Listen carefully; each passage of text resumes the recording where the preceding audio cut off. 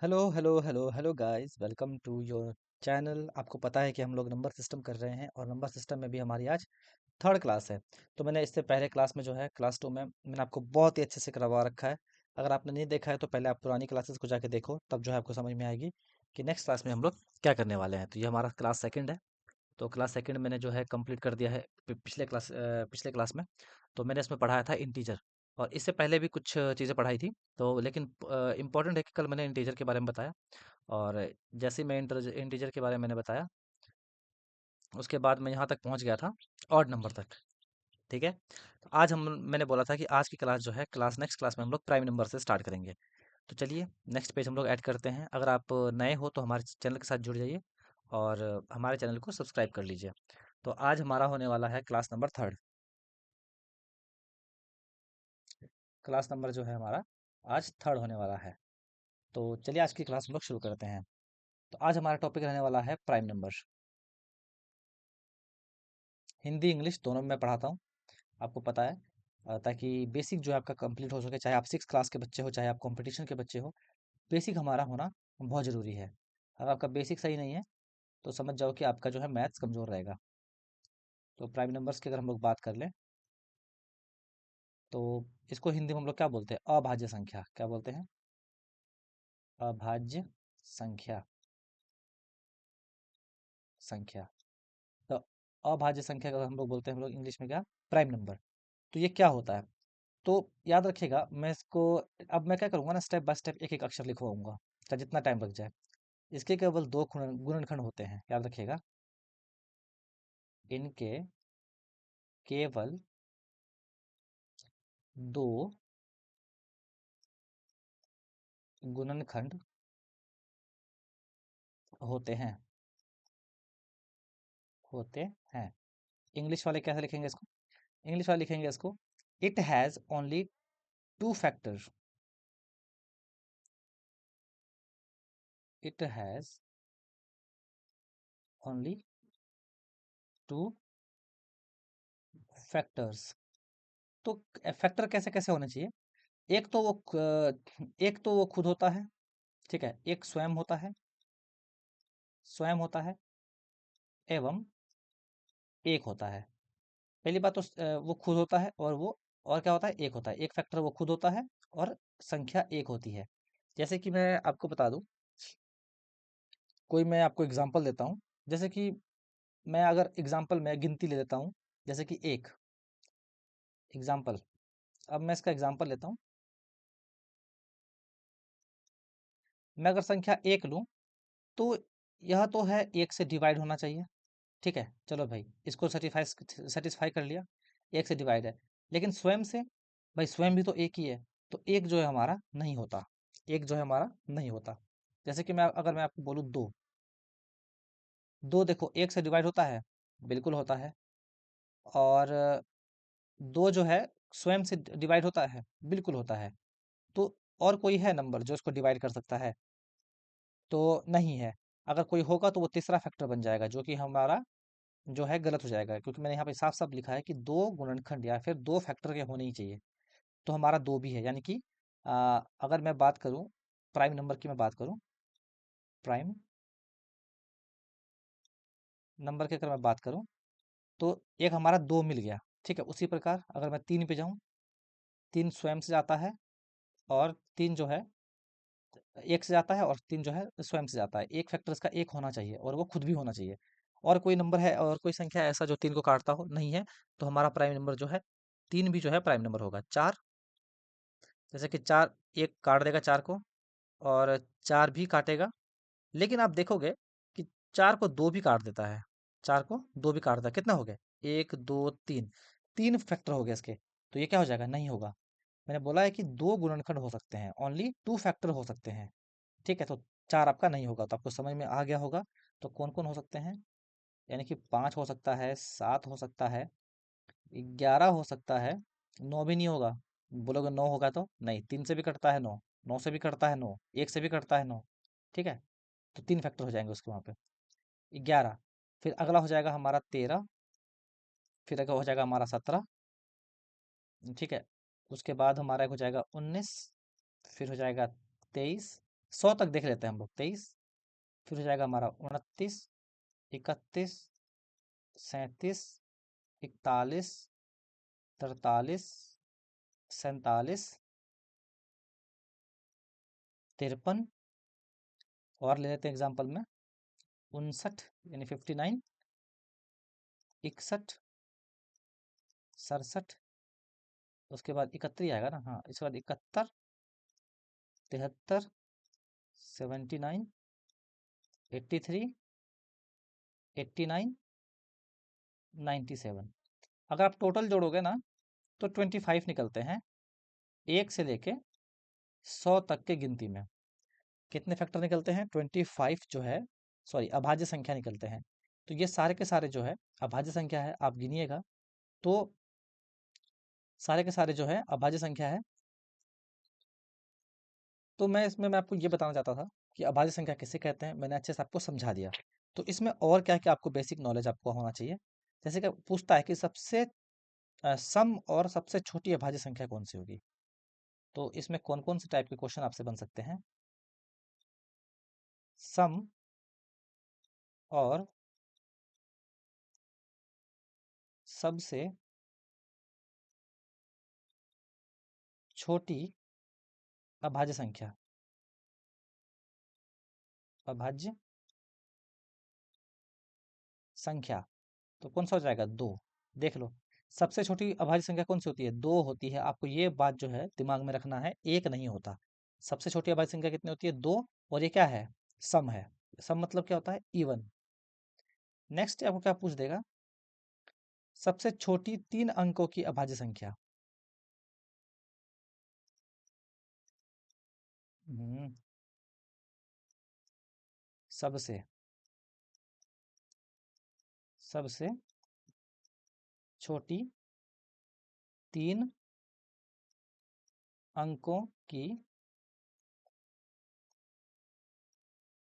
अभाज्य संख्या। तो आपको पता है कि सबसे छोटी जो है 3 अंकों की संख्या कितनी होती है? 100 होती है। तो अगर मैं इससे 100 क्या आता है? 100 2 से भी कटता है, 100 जो है 1 से भी कटता है, 100 जो है 4 से भी कटता है। मतलब बहुत सारे नंबर है जो 100 काटता है, तो 100 तो नहीं होगा। उससे 101 ऊपर बढ़ते हैं तो 101 ये 3 अंकों की संख्या होगी। हाँ, 101 को जो है कोई नहीं काट सकता। 101 को कोई नहीं काट सकता, ये बात आपको ध्यान रखना है। फिर नेक्स्ट देखते हैं, 101 को कोई नहीं काट सकता। सबसे बड़ी 3 अंकों की अभाज्य संख्या। सबसे बड़ी 3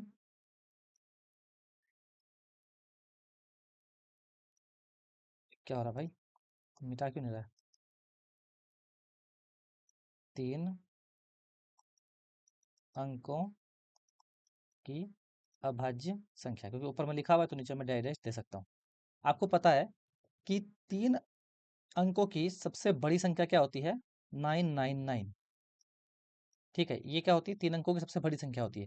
लेकिन ये अभाज्य है नहीं, ये 9 से भी कर सकता है, 3 से भी कर सकता है और 1 से भी कर सकता है, तो नहीं है। तो इससे और कम आओ, 998, ये भी ज़्यादा से कट जाएगा। फिर आएगा 997। हाँ, 997 एक ऐसा नंबर है जो सिर्फ 1 से कटेगा और 997 से कटेगा और इसको कोई नहीं काट पाएगा। ठीक है, तो 2 फैक्टर इसके पॉसिबल है। तो 997 जो है 3 अंकों की सबसे बड़ी अभाज्य संख्या है। तो आपको ये भी समझ में आ गया होगा। ठीक है, अब नेक्स्ट है हमारा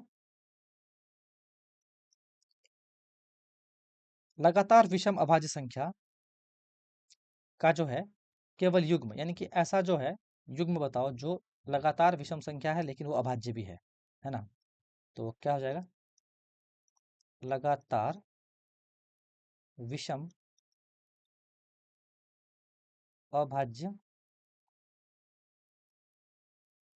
अभाज्य संख्या।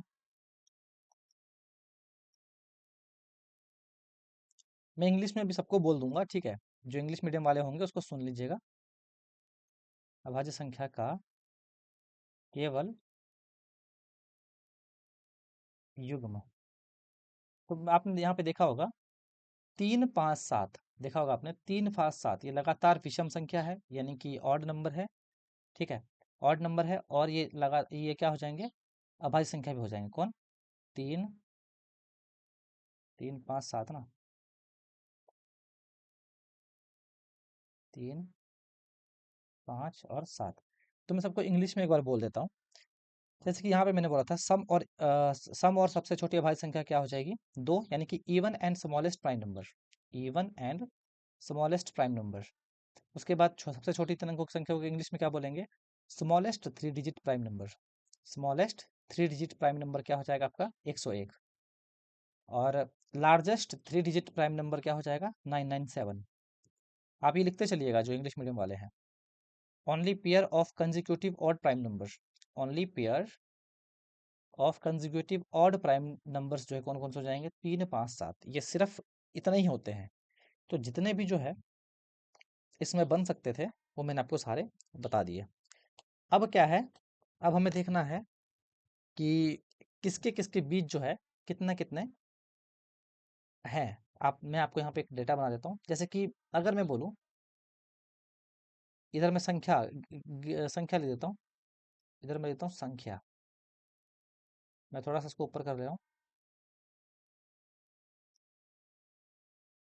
ठीक है, नोट्स आप बनाते चलिएगा। मैं इधर संख्या लिखूंगा, और इधर लिखूंगा मैं नंबर ऑफ, इधर मैं लिखूंगा अभाज्य संख्या,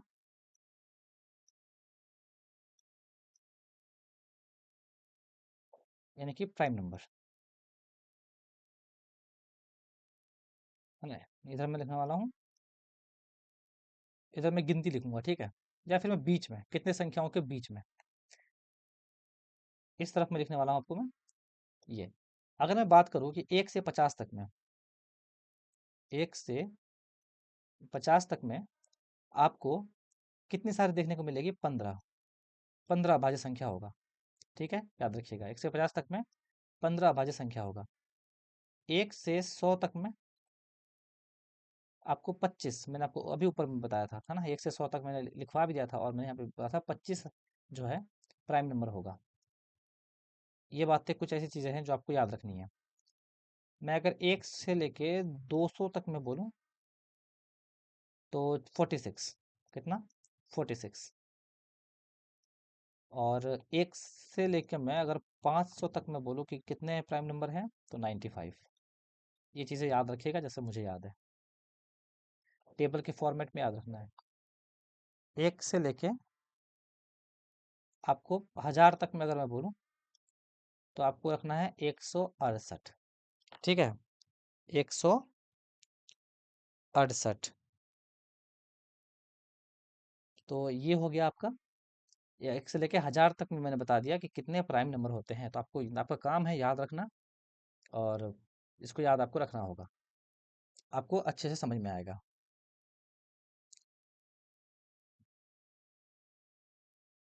हम तो ये हो गया आपका। तो मैंने आपको इसमें इस स्लाइड में मैंने आपको अभाज्य संख्या के बारे में बता दिया, और अभाज्य संख्या को मैं एक और भी अच्छे चीज़ों से समझाने का मैं प्रयास करूंगा। जैसे कि आपको निकालना आना चाहिए कि अभाज्य संख्या जो है कैसे निकलता है, वो भी मैं आपको निकालने को बताता हूँ।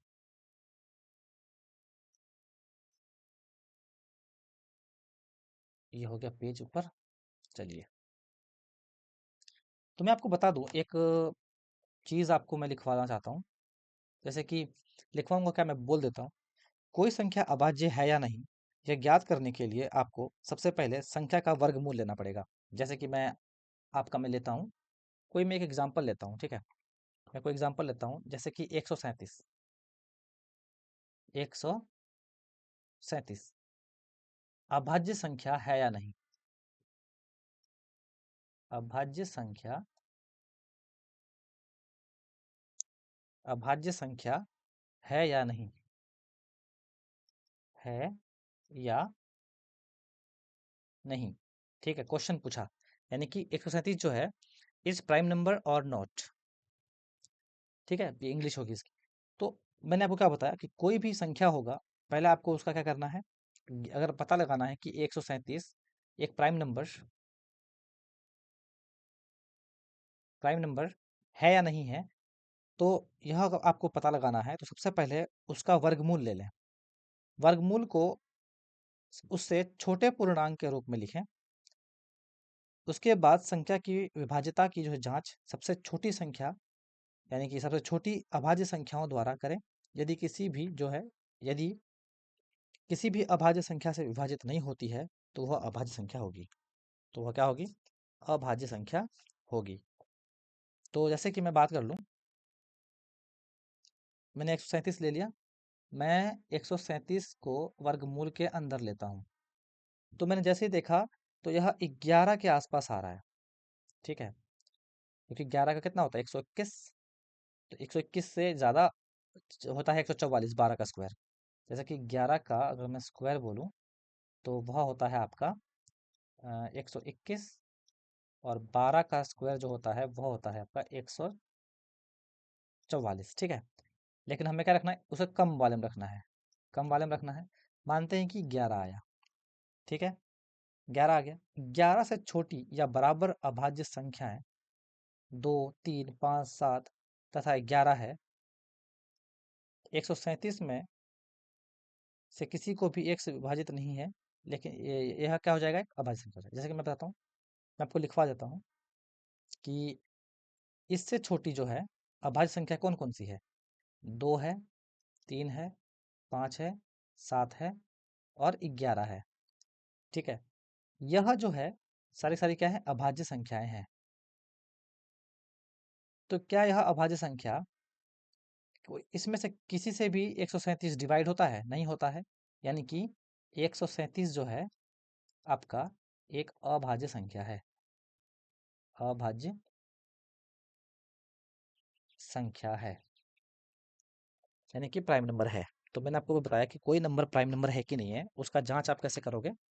जो भी नंबर दिया हुआ है उसको पहले वर्गमूल में रख लो और देखो कि ये किसके आसपास किसके बीच में आ रहा है। तो मैंने देखा कि 121 और 144, अगर मैं इसको ऐसे बोलूं कि 11 इज इक्वल टू रूट 121 होता है और 12 इज इक्वल टू रूट 144 होता है। आपको पता है रूट हटता है उधर आके स्क्वायर लग जाता है, तो यहाँ पे दोनों चीज़ पॉसिबल नहीं है, ठीक है, यहाँ दोनों चीज़ जो है पॉसिबल नहीं है।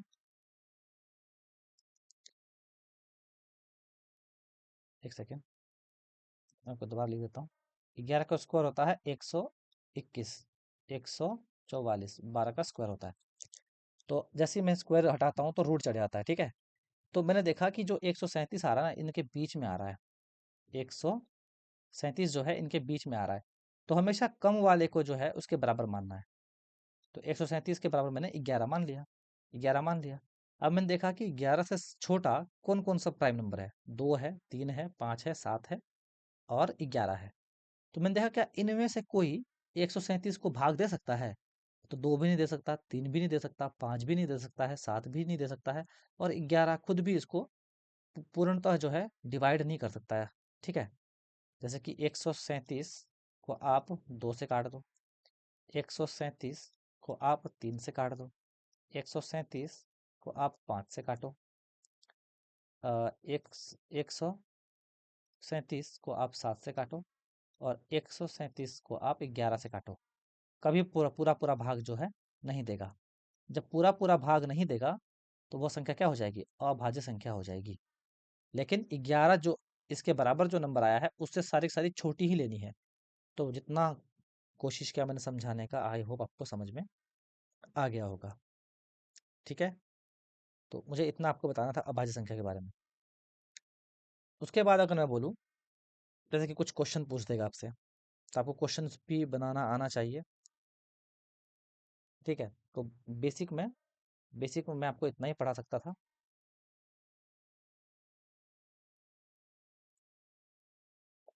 ठीक है। बेसिक में मैं आपको इतना ही बता सकता हूँ। फिर हमें जो है नेक्स्ट लेना पड़ेगा आपका टॉपिक। बेसिक में मैं इतना ही पढ़ाऊंगा, मैंने बोला था क्वेश्चन में इसमें नहीं कराने वाला, क्वेश्चन में अलग से लेके आऊँगा। मैंने इसमें जीरो टू हीरो जो है, जीरो टू हीरो मैंने आपको बेसिक ही पढ़ाना है इसमें। तो आज के लिए इतना ही काफ़ी है। आज आपने जो है प्राइम नंबर समझ लिया। नेक्स्ट क्लास में जो है हम लोग आपको अभी हमारा नंबर सिस्टम ही चल रहा है, ऐसे में सारे टॉपिक्स का मैं बेसिक करवाऊंगा। तो हमारा जो है नेक्स्ट जो है अभाज्य संख्या आएगा, भाज्य एंड अभाज्य।